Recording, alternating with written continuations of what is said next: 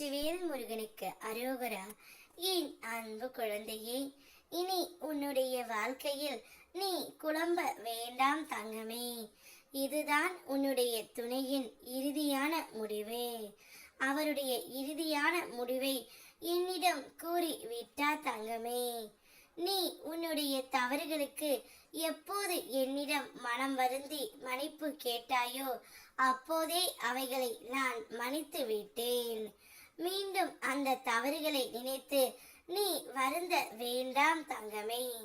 நீ எடுக்கும் முடிவுகளில் எப்போதும் போல உறுதியாகவே இரு. எந்த ஒரு குழப்பமும் உனக்கு வேண்டாம். உனக்குள் நல்ல திறமைகள் உள்ளன. வெளிப்படுத்த சரியான வாய்ப்பு அமையாமல் இருந்து வந்தது. இனி அதற்கான வாய்ப்பு உனக்கு வரும் தங்கமே. மனம் தளராதே. நான் உன்னை கைவிடவில்லை. நீ தைரியமாக உன் முடிவுகளை செயல்படுத்தி நிம்மதியாக வாழ்க்கையை வாழ நான் துணையாக இருப்பேன். நீ நலமாக வாழ்வாய். நீ எப்பொழுதும் உன் துணையை நினைக்கும் பொழுது குழம்பிக் கொண்டு இருக்கின்றாய். மற்ற எந்த விஷயத்திலும் நான் தைரியமாக இருக்கின்றேன் முருகனப்பா. ஆனால் என்னுடைய துணையின் விஷயத்தில் மட்டும் நான் குழம்பிக் கொண்டே இருக்கின்றேன். இதற்கு என்னத்தான் தீர்வு? நான் என் துணையுடன் சேர்வேனா மாட்டேனா என்ற உன்னுடைய கேள்விகளுக்கு நான் பதில் கூறுகின்றேன் தங்கமே. இனி நீ குழம்பவே வேண்டாம். உன்னுடைய துணையின் இறுதி முடிவு அவரும் உன்னோடு வாழத்தான் ஆசைப்படுகின்றார். தான் செய்த அனைத்து தவறுகளையும் உணர்ந்து என்னிடம் வந்து மன்னிப்பு கேட்டார். நானும் அந்த மன்னிப்பை ஏற்றுக்கொண்டேன் தங்கமே.